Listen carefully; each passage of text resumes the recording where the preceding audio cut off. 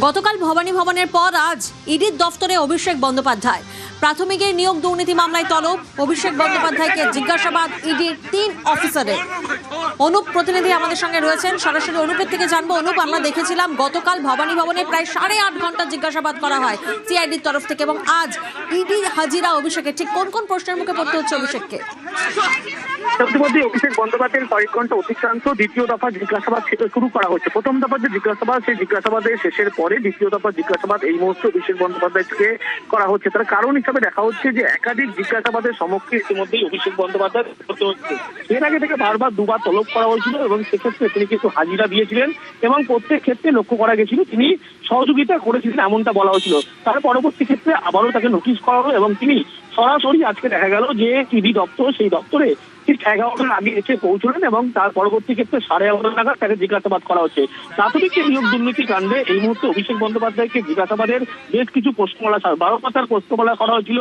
তার মধ্যে 7টা প্রশ্ন ইতিমধ্যে তাকে করা হচ্ছে। লিফট অ্যান্ড বাউন্স কোম্পানির সিইও তিনি কতদিন ছিলেন, কবে থেকে ছিলেন? কালীঘাটের কাকু সুজয় কৃষ্ণ ভদ্র যে অডিও ক্লিপ ইডির হাতে এসেছিল, এখানে কুন্তল ঘোষ থেকে শুরু করে শান্তনু ব্যানার্জি নিজেদের মধ্যে এখানে কথা বলছেন। 100 কোটি টাকার কথা উল্লেখ করা হচ্ছে এবং অডিও রেকর্ডিংকে ইতিমধ্যেই কিন্তু ইডি আধিকারিক তারা হাতিয়ার করছে। এখানে যে অডিও ক্লিপে এক জৈনিক অভিষেক বন্দ্যোপাধ্যায়ের কথা বলা হচ্ছে, যেটি সিবিআই তৃতীয় সাপ্লিমেন্টারি চার্জশিট সেখানে উল্লেখ করেছিল, যেটা ধরে ইডির পক্ষ থেকে ক্লিয়ার করা হয়। এবং 12 পাতার এই প্রশ্নমালার মধ্যে সব থেকে গুরুত্বপূর্ণ এই অডিও ক্লিপ নিয়েই ইতিমধ্যে অভিষেক বন্দ্যোপাধ্যায়কে দফায় দফায় জিজ্ঞাসাবাদ করা হচ্ছে। এছাড়া কুন্তল ঘোষ এবং শান্তনু বন্দ্যোপাধ্যায়, এই কালীঘাটের কাকু 3 জনের যে বয়ান, সেই বয়ান অনুসারে কিন্তু তার পরবর্তী ক্ষেত্রে শেষ পর্যায়ে তাকে আলাদা করে জিজ্ঞাসাবাদ করা হবে ইডির পক্ষ থেকে। এবং এই গোটা জিজ্ঞাসাবাদ প্রক্রিয়া ইতিমধ্যেই ইডির পক্ষ থেকে লিপিবদ্ধ করা হচ্ছে। তার প্রাথমিক নিয়োগ দুর্নীতির কথা বলা হচ্ছে যে 100 কোটি টাকার কিন্তু এই তোলার অভিযোগ ছিল, যে অডিও ক্লিপে একেবারে প্রকাশ পেয়েছিল। যে অডিও ক্লিপ দেখে অভিষেক বন্দ্যোপাধ্যায়কে দফায় দফায় এই মুহূর্তে ইডির আধিকারিক তারা জিজ্ঞাসাবাদ চালাচ্ছে। বেশ,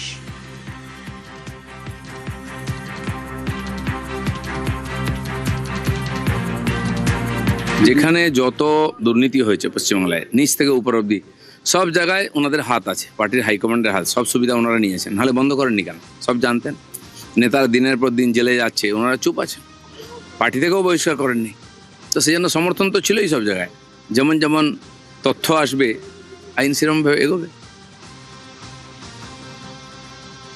ইডি সিআইডি সাঁড়াশি চাপে অভিষেক বন্দ্যোপাধ্যায়। গতকাল আমরা দেখলাম সইজাল মামলায় সিআইডি জিজ্ঞাসাবাদ করে এবং আজ নিয়োগ দুর্নীতি মামলায় ইডির তলব, এবং আগামীকাল ডিজে মন্তব্যে ভবানী ভবনে তলব অভিষেক বন্দ্যোপাধ্যায়কে। অর্থাৎ ইডি সিআইডি সাঁড়াশি চাপে অভিষেক বন্দ্যোপাধ্যায়।